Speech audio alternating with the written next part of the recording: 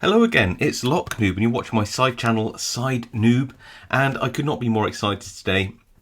Now, I first saw these lock toys on Twitter tweet, and when I saw it I was like, I have to get hold of this. This is amazing. And they are locks with different keyways, with keys which open up a specific lock depending on the number of the lock and the key. They match up. They're a children's toy, of course, but how cool is that? I've never, ever suspected that something like this ever existed, and I just could not wait to explore these. And I just have to show them off to you. I think I paid about £20 British for this.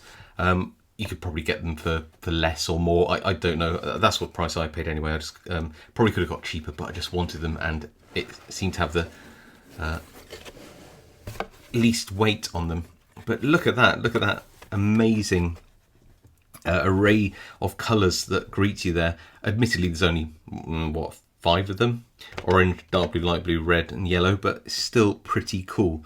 I don't know why they've chosen this one in particular to be on its lonesome, but oh, sorry about that noise. That must sound awful on the microphone, but there you go. And they're pretty light. I mean, they don't feel like crazy cheap. They're pretty solid, but they're not. They've got a bit of an in-betweeny feel. You know, they're not premium, but they're not like super bargain basement cheap either. So there's 3, got 9. They've got little spots on the other side as well for counting.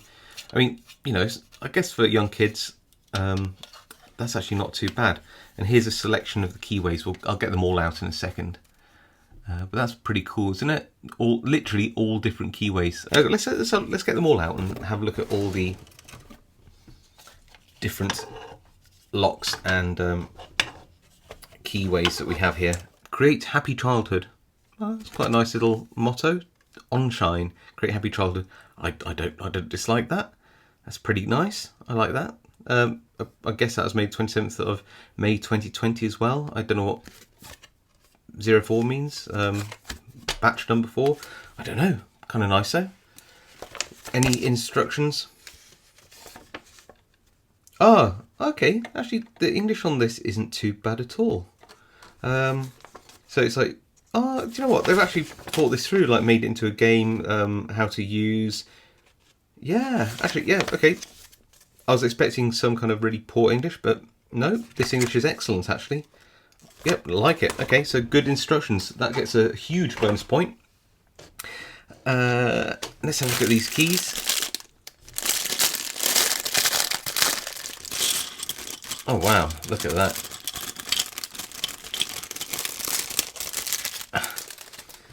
A whole bunch of keys here. They all have bittings on. That's the. I think I found that the one which fits that keyway we saw earlier. Actually, well, I'll put that there. 1, 3, 2. Some of these are actually not looking too bad. Actually, do they? I've seen worse keys in reality. What do they feel like? Yeah, not too bad. Quite solid. Got a bit of flex to them, as you'd probably want. Pretty realistic bittings. I've seen some like toy keys that have clearly whoever's made them have never actually seen a lock in their entire life, but these are, yeah, they're a bit oversized, but they're pretty good replicas of keys. Very cool. Right, I might as well just thread these on here actually while I'm at it. Get them out of the way. But yeah, I mean, the form factor of the locks is good. The keys look good. They're all very realistic looking. I doubt that there's anything on the inside of these. I have suspicions of how I think they work. So much so, in fact, that I've actually got some equipment out ready to use on them if they work how I think they work. Here we go. Right, look at that nice little keychain. I imagine it's like a safety one, so it can come apart, which is nice. There we go. Look at that, a bunch of keys. So I've put these in sort of number order now, and I can see that the colours are not random. They tend to go from dark blue to light blue 1 to 5, and then 6 to 10. So yeah, it's kind of nice. Let's have a look at those keyways. See if they actually resemble anything like standard locks. Actually, that one does, but not a standard pin tumbler. That one looks like either a warded lock or something like the Miwa U9 or something like that. Very cool. No, that's nothing like a normal lock. It's kind of cool. I mean, I can see why they had to come up with all these shapes so that each one of these keys will work in a specific lock and a specific lock only. Yeah, again, nothing. Okay. I mean, I've seen locks a bit like that in the past. Not locks that look like that though. What else do we have here? Oh, definitely not that. Look at that one. That's so weird. Or that one for that matter. I mean, not really. Well, let's look at. Oh, that one doesn't look too dissimilar. A bit. If it was completely central, it doesn't look too dissimilar from a car door lock. They usually have wafers on the inside, but not too dissimilar to a car door lock. And okay, yeah, that one reminds me a little bit of some American style keyways. I mean, a little bit. It's not too far off what one would look like. Okay, let's grab a key and try one out. Okay, 10 and 10. That was lucky, wasn't it? So, oh yeah, okay. So they do only go in one way up. So they're not. So that's good in a way. You know, we're trying to teach children dexterity, I guess. Have a go. Turn it. Ah, okay. So they seem to open anti-clockwise. Let's try another key. What's the next one? There, 5. Maybe I should get these. Okay. Yes. Does it open clockwise? No. So I think that they all open anti-clockwise. Now, some locks do, but it's more rare that they open anti-clockwise. So it's not unreasonable. It's just a bit strange. I mean, keys, yeah. The quality is all right, isn't it? You know, the plastic on the locks is okay. The plastic on the keys is okay. I like the fact that they all have different key profiles to match the warding and the keyways. I like the fact they got, you know, a reasonably accurate version of bitting, although some of them are the same. I just noticed that. Look at that, 5 and 10 actually the same. Are any of them pairs? Maybe that's another game you could play if there is a matched pair of keys or something like that. Those two are pairs as well. Do I get a prize if I match them up?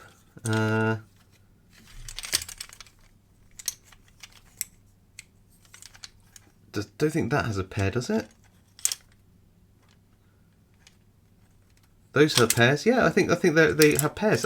Okay. So that's a cool game. So weirdly the key bitting also is paired up with other keys. So that's cool. Okay, lock number 6. Actually, let's look at 8 because it's yellow and I can get more light in it.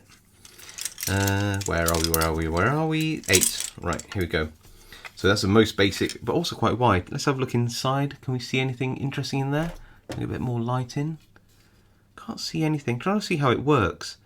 See, I thought it might work a bit like a warded lock in that there's a latch somewhere you have to retract using probably the tip of the key.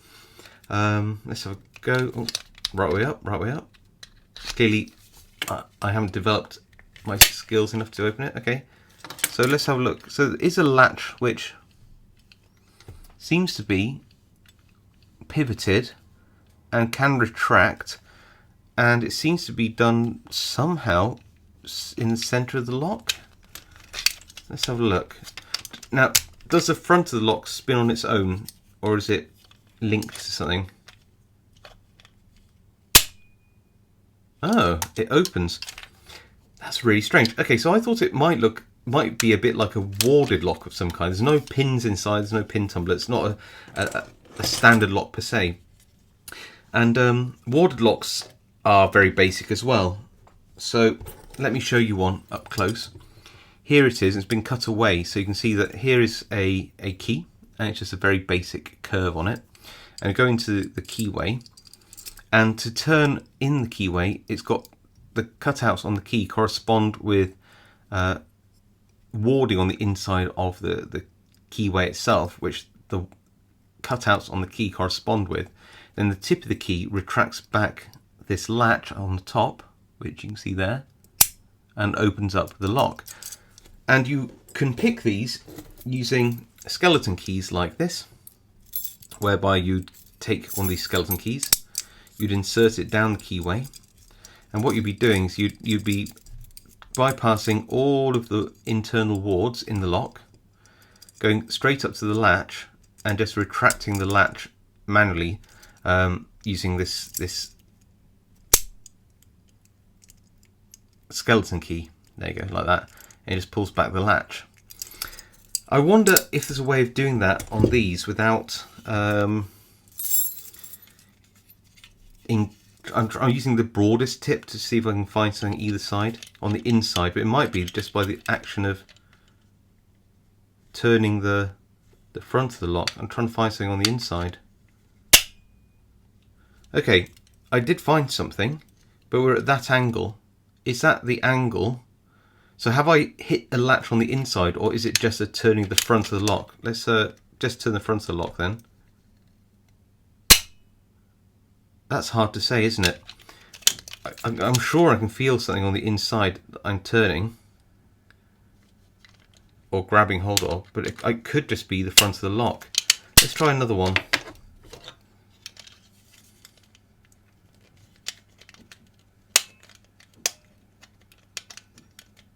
Oh yeah, it's there, but am I just binding the front of the lock? Am I thinking I'm feeling something on the inside?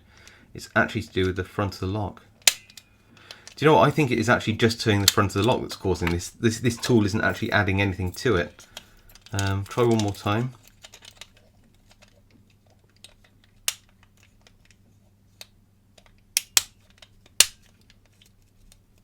Yeah, it only seems to be turned from the front. So it's the front of the lock that turns the or pulls the latch back. So there's some mechanism on the inside that does that. So it doesn't quite work like a warded lock, although in many ways it's very similar. Shimming. So can I shim them? It's the only other way I was thinking I could bypass them. A shim like this can actually work on a warded lock. You poke it down where the shackle is, and then you turn it into the latch so that it would pop the latch open like this.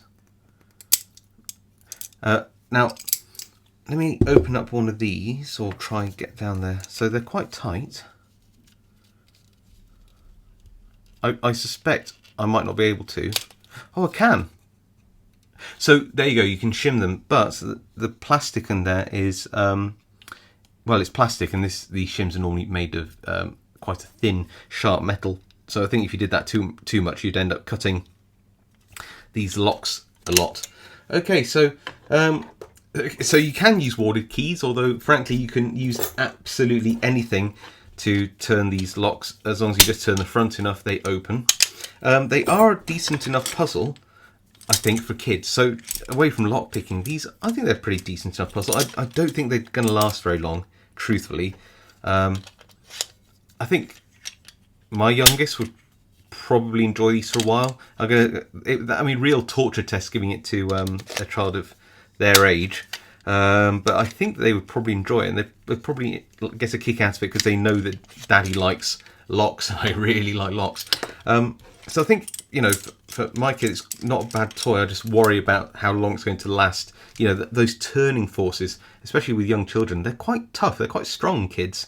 And against, you know, with a key like this and against a plastic lock, I just don't know how long they're going to last. But I guess we'll find out. I might actually do an update video if they ever get like destroyed, or maybe they actually won't be. Maybe they're stronger than I think. I don't know.